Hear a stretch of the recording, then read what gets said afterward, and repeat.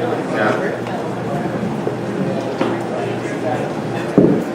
So a few things happened during the intermission. I looked at a photo of myself and realized I have A, really bad posture, and B, I like my hair back, so it's fine. So I look better now, you're welcome.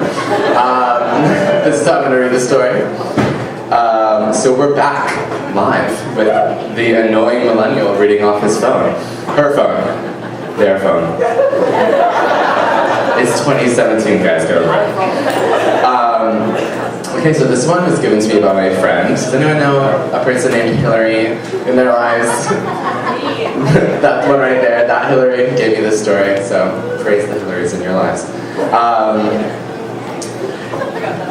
Does anyone, okay, do you guys want to know who's in it first? Or do you want to, like, be surprised? Okay. I already know, so whatever. This one's called Frosted Tips. Ted Cruz walked in a genuinely human manner, as he had so often been instructed by his campaign manager through Times Square. P.S. I've already read this one, so I know what's happening. But what did it even matter anymore to keep up with this facade? As he passed through the heaving flanks of Midwestern tourists, he let himself show the disdain he had felt all along. He let himself show the disdain he had felt all along for their fleshy undulation. There was no hint of approbation or recognition in their squinting piggy eyes. He let one corner of his flesh mouth curl in a sneer. There was only one solution.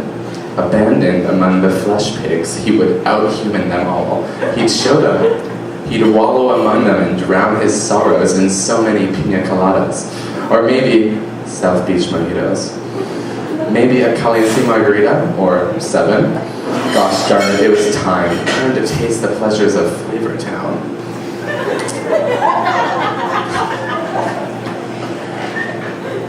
Guy Fieri was, as usual, standing in front of the mirror he tricked out with flame tickles, admiring his forehead oils. Poised between the licks of flame, he truly looked like a creature from hell. This was his design. This was the expression of his will, as fixed and immutable as the switches of his pale, greased, spike crown of hair. He licked his finger and tasted nothing. He heard the sloppy din of his empire in the dining room behind him. They had all come to him, the masses, to worship at the altar, from which all his donkey sauce flied. He was alone in this horrifying flesh prison, but he was their king, and they were all going down with him, clutching dragon chili cheese fries in their hammy fists. Okay, who knows what's going on? Raise your hand. Solid 5%. Okay. Suddenly a revelation, a shock, somehow altogether new, but somehow familiar. A hot pulse thrummed through his doughy animal frame, and into the place where he thought there could be nothing. Where there never had been feeling, where only the heavy weight of his continued existence, his perpetual and cursed need to summon buffalo blue, stabby minions to his side hung like a millstone. It electrified him. The twang of a sudden sense, could it be recognition of the familiar?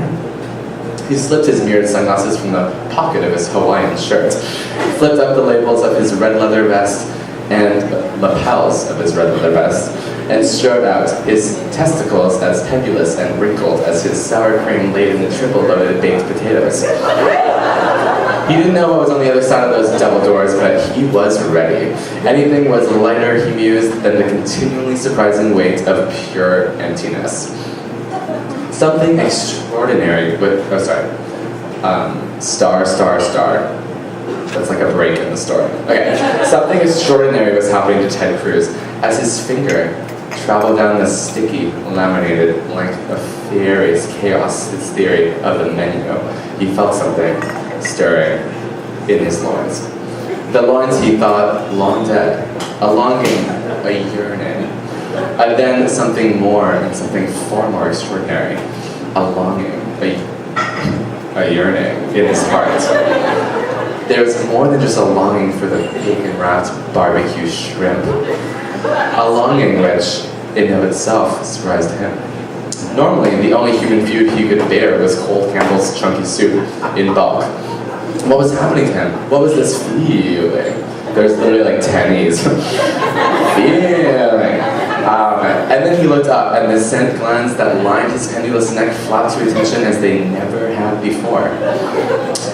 "Hi, I'm Guy," he said, rolling the consonant sensually and not at all obnoxiously over his wet, narrow sea worm of a tongue. Let's repeat that sentence. And rolling the consonant sensually and not at all obnoxiously over his wet, narrow sea worm of a tongue. "Welcome to Flavor Town, my man." Cruz licked his thin, disquitting lips and attempting to dislodge the white ooze that had congealed there in panic. Little did he know that there was not only white ooze in other places of the night. "Well, hi, Guy. Or can I call you Mr. Fieri?" he said, emitting a subsonic hum that meant far more than his words could ever say. It was all they needed to say, and more. They knew it.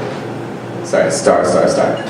They knew it had to happen in the dumpster, amidst the ruins Fieri had created, amidst the soft filth beds of the oversalted linguine, the dried rivers of donkey and blue sappy sauce covering their thrusting bodies like the fluid of the womb, and thrust they did their quibbling flesh, truly a sight of horrors that would melt the face of any onlooker with its pasty glare.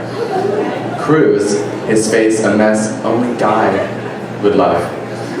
If we could call such a primal horrid show gush an act of love, as he slammed his throbbing American flagpole, his horrible throbbing American flagpole against Fieri's prone and ripping flanks. They both screamed, shuddering, twitching in unison. This is all in caps. "This is what we deserve." They omitted from their mouths holes. This is also in caps. "We have truly looked into the abyss and looked back at ourselves." Then, after a moment of sopping and squelching grunts, they knew the moment had come, and there was no turning back now. "We are the kings of Flavor Town," they screamed, in a simultaneous orgasm. The end had just begun. Thank you.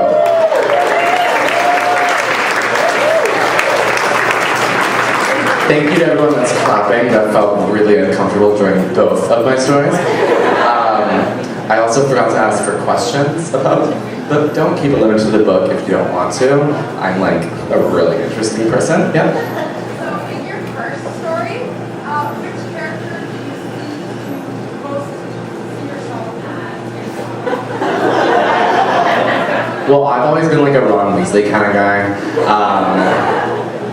I definitely hated Harry reading the book and definitely wanted to fuck Draco.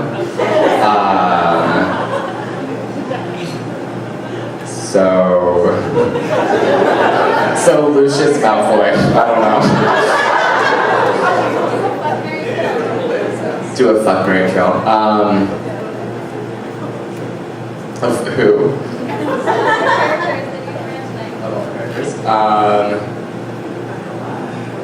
Marry Guy, because like that would be just wild. Because you don't have to have sex with them if you marry them, right? Oh, thank God. Okay. Kill Ted, because yeah. And fuck. Draco, right? Yeah, obviously. I was like, should I fuck the chosen one? No, like, I want the bad one. Okay, can I do a really short activity also? Amazing. Okay, so I'm gonna split you guys into 3 groups, and we're gonna do like a yell back kind of thing. Okay, so this section of the audience is gonna have to yell, just. Can you say it with me? Just. Okay, this section is gonna start to yell, or it's gonna yell, it's. And this section is gonna yell rogue, okay? Rogue. Okay, awesome. So I'm gonna point to you and then you're gonna yell it out and then I'm gonna give context later. So. Just. Rogue. It's. Amazing practice round. Now we're gonna do it for real. It's. Just. Rogue. and that's my Instagram handle, and you can find me on Instagram. Thank you so much, everyone, for having me.